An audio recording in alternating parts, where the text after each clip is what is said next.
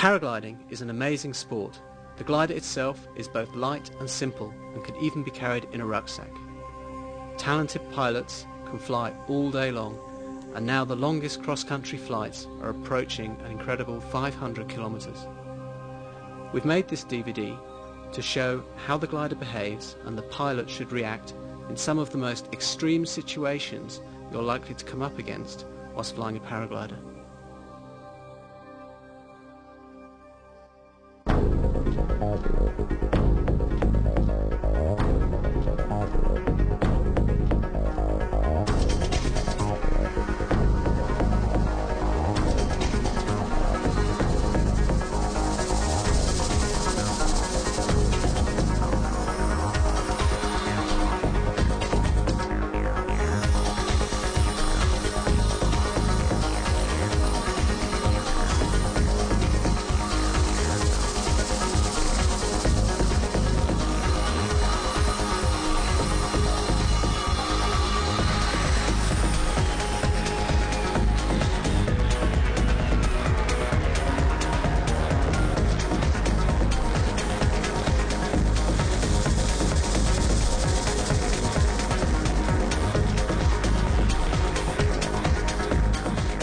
We shot the last instability film in 1992.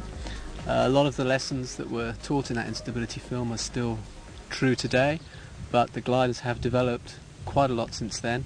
Well, I think the counter-steering on collapses especially got a lot better.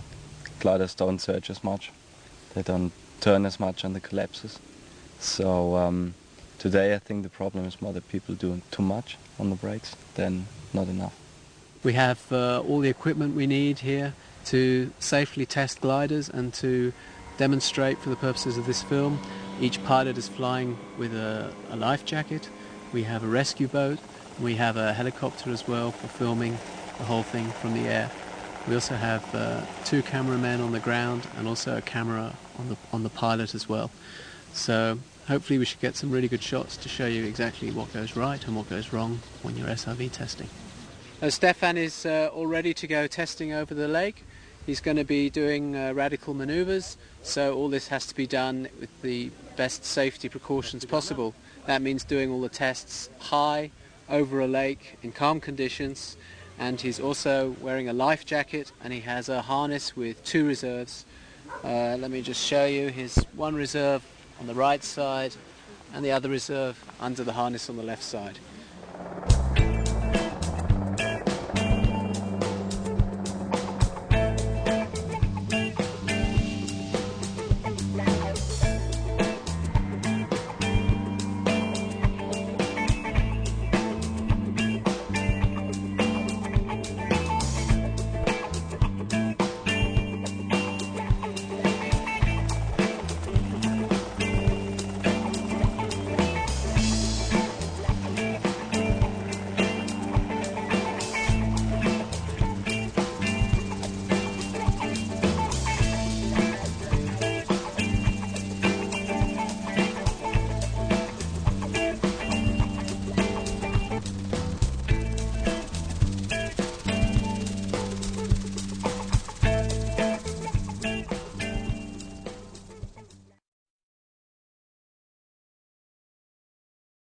The asymmetric collapse.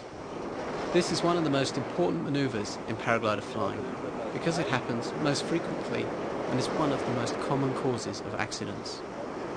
It's caused by turbulence collapsing one side of the wing, and for the purposes of this film we're going to simulate that by pulling on one A-riser. Here you can see the pilot is pulling on the right hand A-riser with his right hand and collapsing the right hand side of the wing. You then have to control your direction of flight by applying brake on the left-hand side. Here the pilot has collapsed the right, he pulls the brake on the left and is pulling the brake quite strongly and is actually managing to turn in the opposite direction away from the collapse.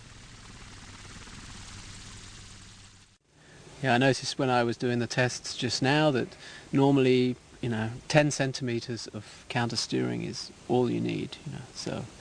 And when somebody puts their hand right down to their waist, the glider stalls more easily than when it isn't collapsed. In this shot you can see that the pilot gets a 70% asymmetric collapse. Then he countersteers by applying brake on the left-hand side, pulling about 15 centimeters of brake. If you countersteer too much, then the glider might enter a cascade. Here you can see that Stefan also has about 15 centimeters of brake. He applies a bit of brake on the right-hand side and the glider re-inflates all on its own. There's no need to do any pumping. In this shot we have an even larger asymmetric collapse, and you can see that the pilot is actually weight shifting in the opposite direction as well as counter steering, which is also very important. Here the pilot does not counter steer enough and the glider turns about 90 degrees. And if the collapse doesn't come out, if you just get a little bit of a stuck wingtip, usually a little bit of brake on the collapsed side will fix that problem. So this lot of big pumps like we used to do before, or hard pumps like this, are not really necessary nowadays. You should let the glider just take its own time to come out, but the most important thing is to control the direction of flight rather than to concentrate too much on getting out the collapse. The other thing that's changed a lot is pumping out deflations. Nowadays the gliders re-inflate on their own and you don't really need to do any pumping. Really, as soon as if you manage to counter steer the glider, normally the glider's already recovered before you even have realized.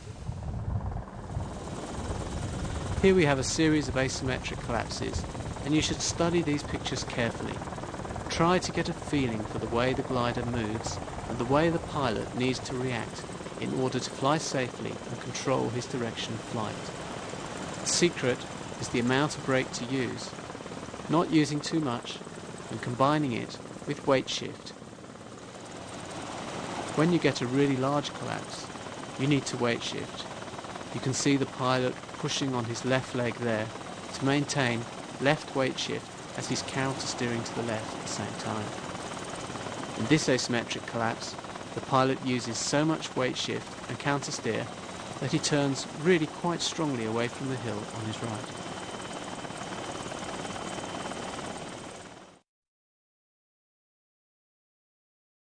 A cravat is the worst kind of collapse, where the sail gets caught in the lines and doesn't come out. We can see in some situations, if you get a cravat, very often the glider doesn't rotate very much for the first 5 seconds or so, and you have time to put on a little bit of brake and to control the direction of flight. But if you don't do anything at all, then the glider begins to pick up speed, and within 1/360 you're into a very severe spiral dive, which is one of the most dangerous things which can cause injury nowadays. Again, the pilot has got the wing caught. He needs to control the direction of flight by applying right-hand brake strongly. He applies a little right-hand brake, but not enough to stop the rotation.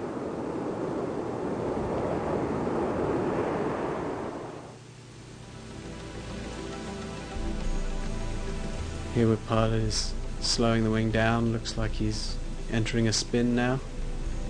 The glider dives forward and you have a small cravat on the right hand side. This time the pilot has controlled the direction of flight and the glider recovers on its own.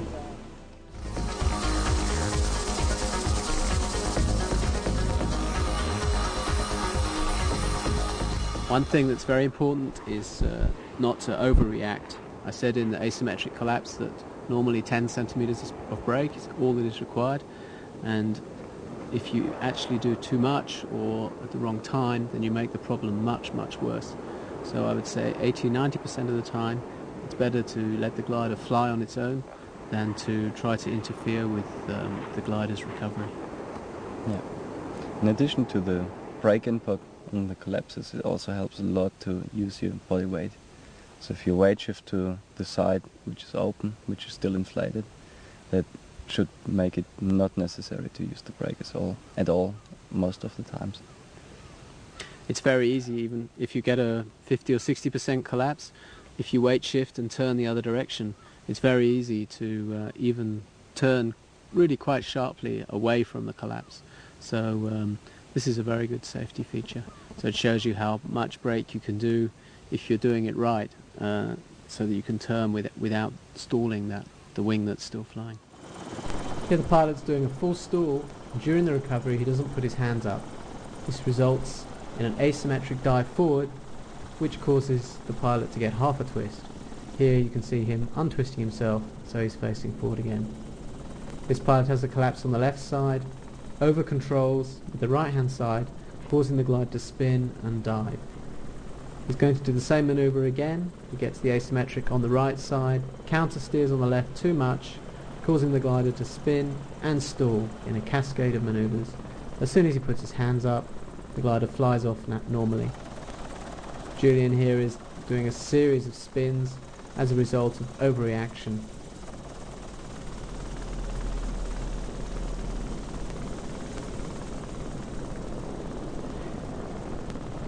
Here you can see the pilot's holding his left brake down, causing the glider to spin.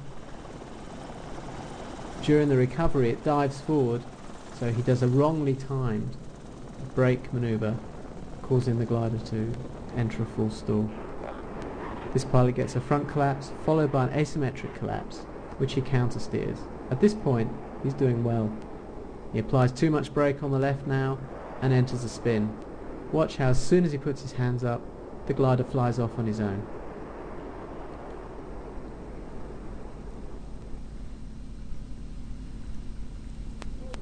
With this helmet cam view, you can see the loss of pressure on the left side of the wing as the pilot applies too much brake, causing the glider to spin. As soon as he puts his hands up, the glider flies off again nicely. Here we have an asymmetric collapse, nicely counter-steered for the moment. Then he applies too much brake and the pilot enters a spin. Puts his hands up, the glider surges forward and comes out nicely.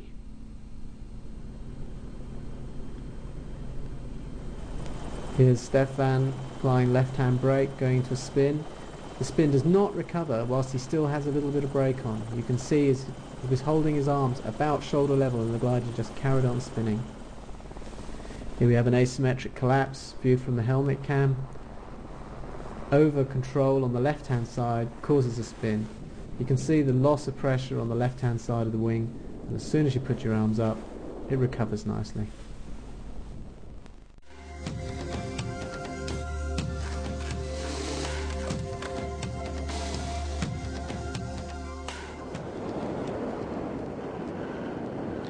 For the purposes of this film, we're inducing the full front collapse by reaching up with both hands and pulling both A-lines. This collapse is actually induced by turbulence from the helicopter. And you can looking at the helicopter on the left there, it's just flown above the pilot and he gets a big front collapse. You can see the whole wing disappears and the pilot looks up immediately to check what's happened. Very quickly, within 1 second, the glider re-inflates and the pilot starts flying again.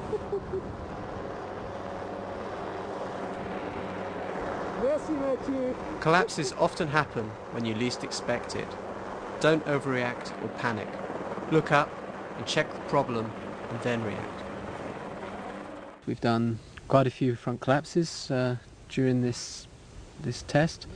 Generally you can see from the front collapses we've done that a front collapse will recover on its own very quickly. Sometimes you can have a deep stall phase during the recovery of a front collapse, in which case it's best to keep your arms up to stop the glider from staying in deep stall. But yeah, generally speaking, front collapses recover on their own. Is that always the case for you, Stefan? Well, sometimes I find especially when you're using the speed bar, you're going pretty fast, you get a big frontal. Sometimes the glider sticks, doesn't want to come out by itself.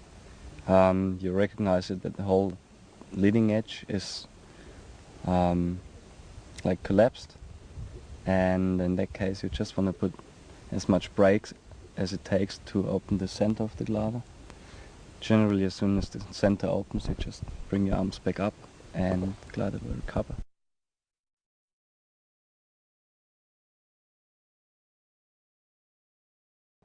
Pitch control is a very important pilot skill. It's used throughout normal flying as well as SIV testing. Stefan, how important do you think pitch control is on modern gliders? Well, I think pitch control is probably one of the most important things in flying, because as long as you have your wing above your head, where it should be, it's not before you, it's not behind you, it's going to be quite stable. In addition to that, you want to look for the brake pressure. So in turbulent air, you want to put a little bit of brake so you can feel your wing, not too much, just to have a light pressure on the brakes, and you just want to keep it that way. So you lose the pressure, you put more brakes, pressure comes back, just bring your arm slowly back up.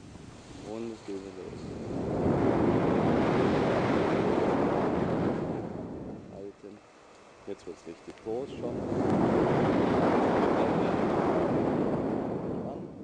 If the pitching movements get very large, you can get a collapse. If it's symmetrical, you get a full front collapse. And if you're slightly asymmetrical, or maybe a little bit of turbulence, will cause an asymmetric collapse. And if you have the chance, it's a good idea to do SIV training over the water, and to do these pitching moments to the extreme where you get the collapse.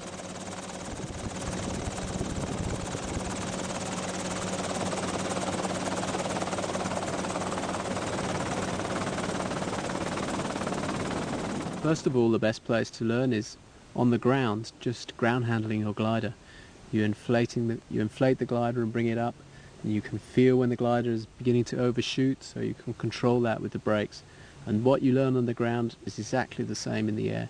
So every pilot should spend probably as much time as he does in the air just ground handling, and it's very easy to do. You don't even need a hill to go to, just a flat field near you.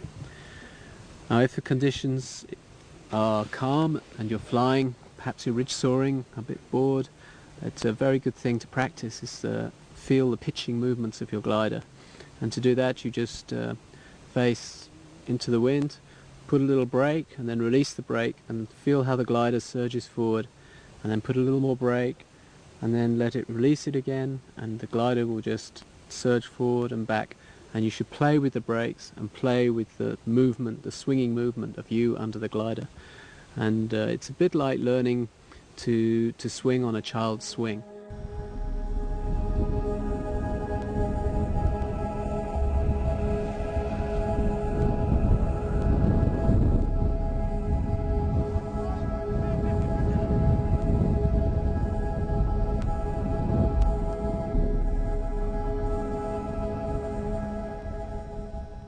Everything is similar to when you're flying. It's a little more tricky when you're on the ground, but you learn to control the glider in exactly the same way as when you're flying. So you're controlling the pitch of the glider. When the glider rocks back, you have to let the brakes up. When the glider rocks forward, then you apply more brake. You even pull the A's a little bit to keep the glider coming forward if it's hanging back and deep stalling. So this is the same as in real flying. Correcting all the time. Notice that he's always looking at the glider. Even when you're flying, when things are going wrong, it's good to look at the glider, then you look at the horizon to check your attitude and your altitude, and then you look back at the glider. So a lot of the time you're concentrating on the glider, seeing that everything is right on it.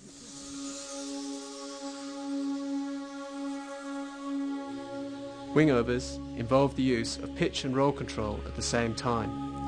The pilot needs to swing from left to right and time it so he's in time with the natural motion of the wing.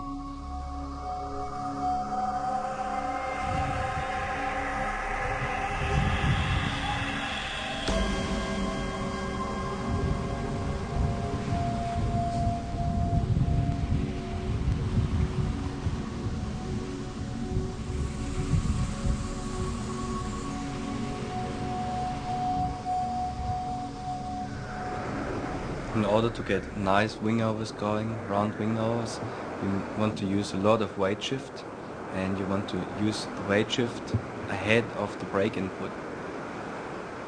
So if you want to do a wingover to the right hand side, you weight shift right, pull the right brake, and for changing the direction, you first change the weight shift and then you change the brake input. This is a bad wing over, so it's a wing over where the pilot is not making the movements in time with the movements of the glider. This causes the lines to go slack and the pilot to fall slightly weightless for part of the time, and this is what causes the glider to collapse. So if you keep getting collapses on the outside of your wing while you're training wing overs, you need to apply more brake on the side which keeps collapsing, in addition to the weight shift and the brake input on the inside wing. If that doesn't help, you want to see some professionals to tell you what you are doing wrong. There's a nice series of wing overs where the pilot's going over the horizon, over 90-degree wing overs.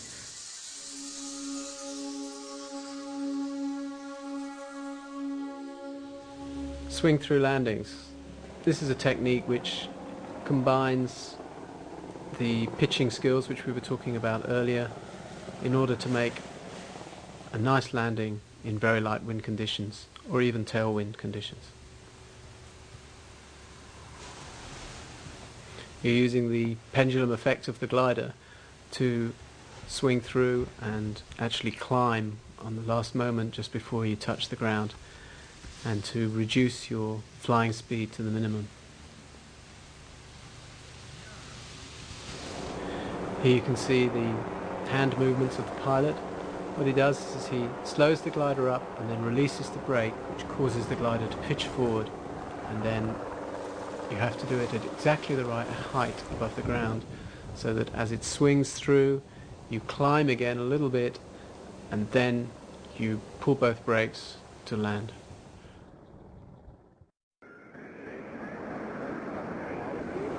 Steering with the D-risers. Sometimes there could be a problem with your glider whereby the brakes are not able to be used. Perhaps the knot that attaches the brakes to the brake handles comes undone and you can't use the brakes to steer anymore. But fortunately, with modern gliders you can use the D-riser to be able to control your direction of flight, so you can fly down and make a normal landing.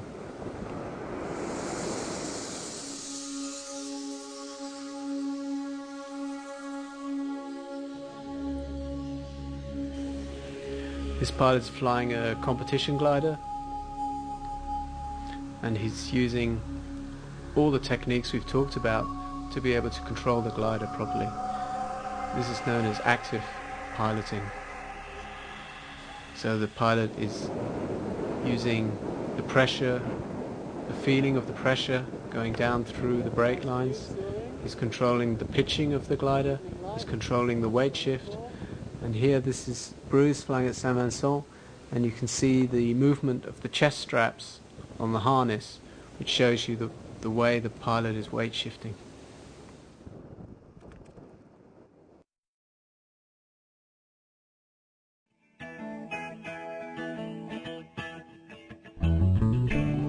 Big ears is a descent technique often used to increase the sink rate of the glider, although it doesn't increase the sink rate as much as beelining or spiral dives.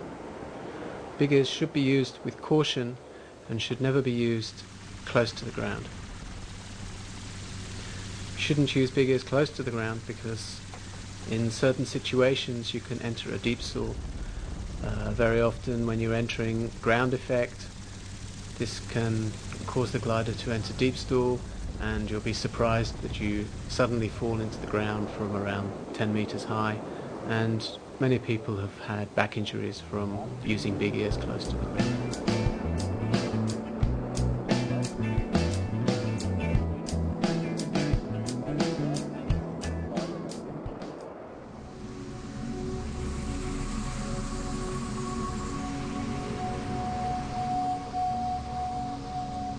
To do a beeline stall, you reach up and grab your B-risers, and then you start pulling them down, which is quite hard to do. There's a lot of pressure on them. And to exit the beeline stall, you release the B-risers and also have your hands above your head so you don't slow the glider down. In normal flying, your sink rate would be around 1.5 meters per second, and in beelining, a mild beeline would be 3 or 4 meters per second, and you can go up to 8 meters a second if you really pull the bees very hard. You can see the difference in sink rate when the pilot on the left-hand side pulled the beelines. It's possible to enter a deep stall after the beeline stall. You recognize that when you look up, the glider is not fully inflated and the brakes feel funny and mushy. So if that happens, you want to grab your A-risers and push them forward until you feel the airflow again. Now on this beeline stall, on the exit, the pilot will try to dump the dive, and as you will see, the glider starts to stall. So trying to dump the dive on exit of beeline stalls is dangerous. Now here Bruce will show you how to do the exit of the beeline stall correctly. You will see that he doesn't apply any brake on the exit, and the glider picks up speed immediately and starts flying again.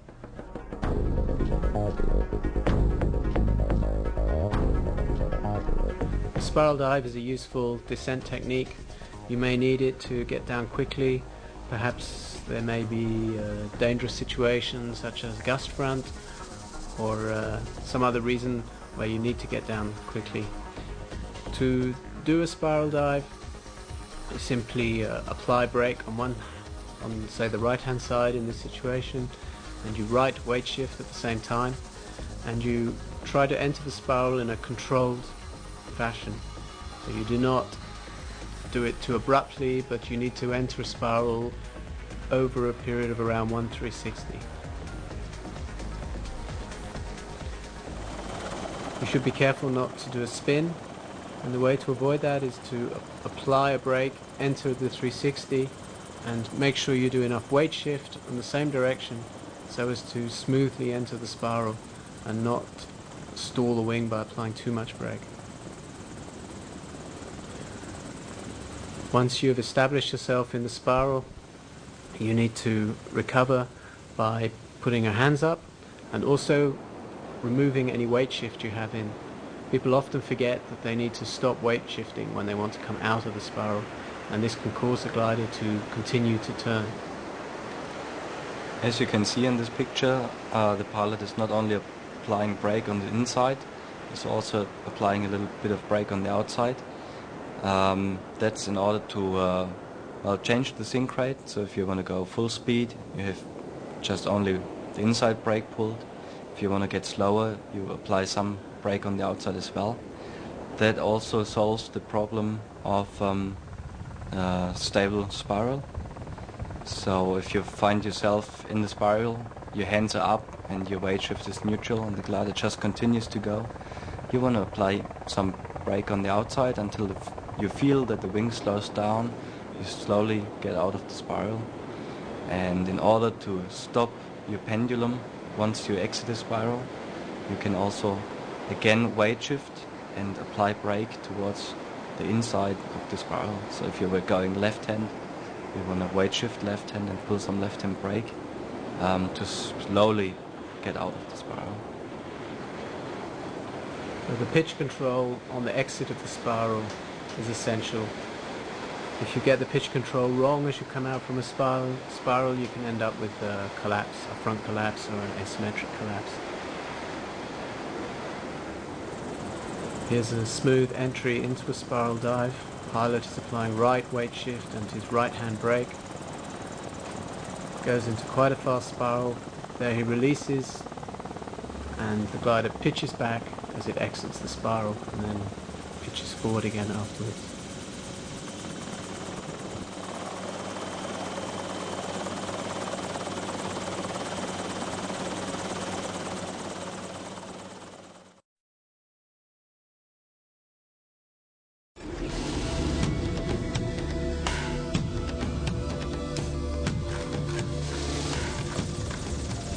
Full stall should only be done by experienced pilots during safety training sessions over the water.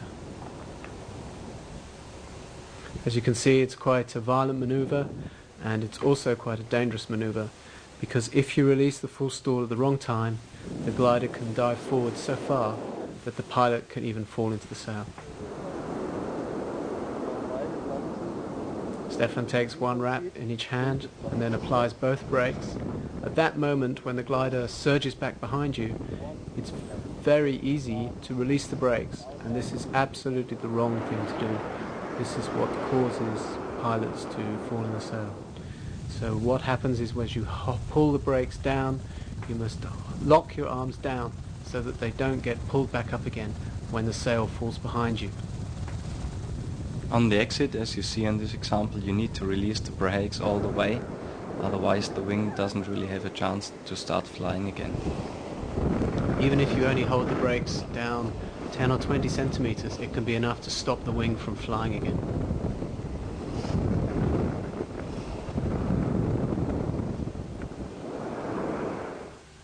Here we see a pilot who releases the brakes exactly at the wrong time and nearly falls into the sail. So he's applying the brake, the glider falls behind him, he releases the brakes, and there he just misses the sail. It's an extremely violent shock that the pilot has, and it pulls the reserve out. Luckily the pilot is uninjured and is doing a safety training course anyway, so he just falls in the lake.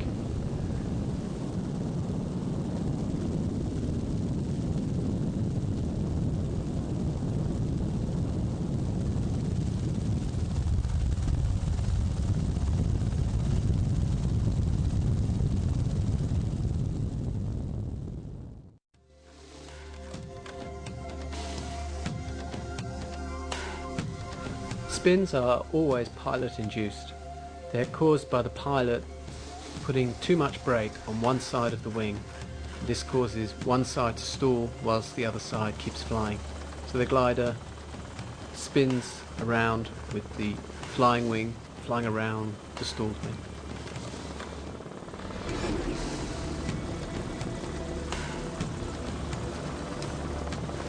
Here Stefan is applying right-hand brake. As you can see, it's quite violent because the wing is stalled and there's a lot of pitching and rotation, so the pilot very easily gets disorientated. Fortunately, recovery from a spin is very simple. You just put your hands up.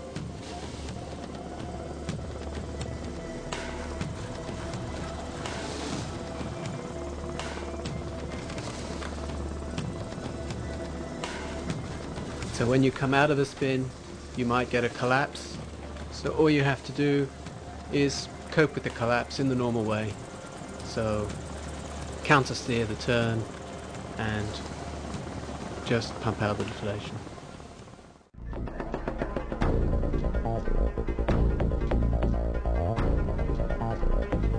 This pilot is having to throw his reserve after getting a big cravat on the glider, which causes a spiral dive.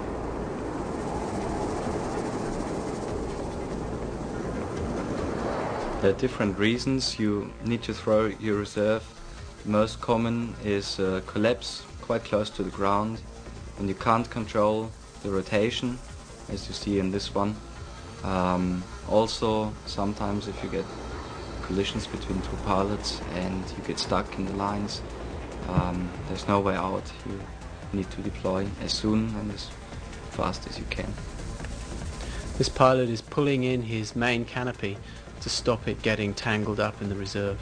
If you don't control the main, then the main canopy can actually stop the reserve from flying and get tangled in it.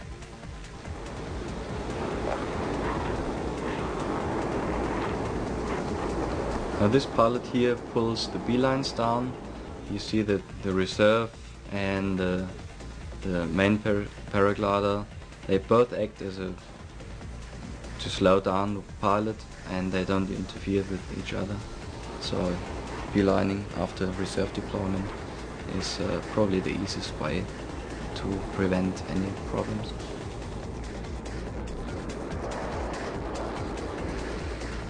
Here they're flying tandem.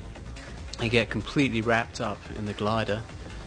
This reserve is quite unstable as well, which is not ideal, and they're very lucky not to land on that yacht.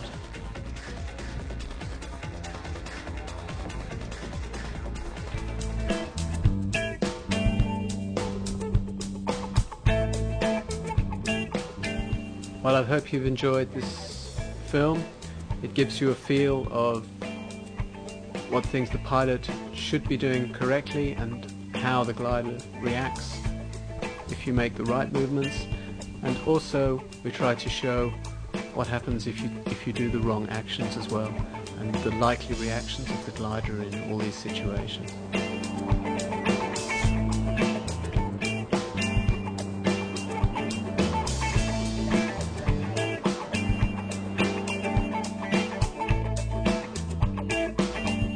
I hope you've learned something about becoming a better pilot. We wish you many happy flying hours from all the team at Airwave.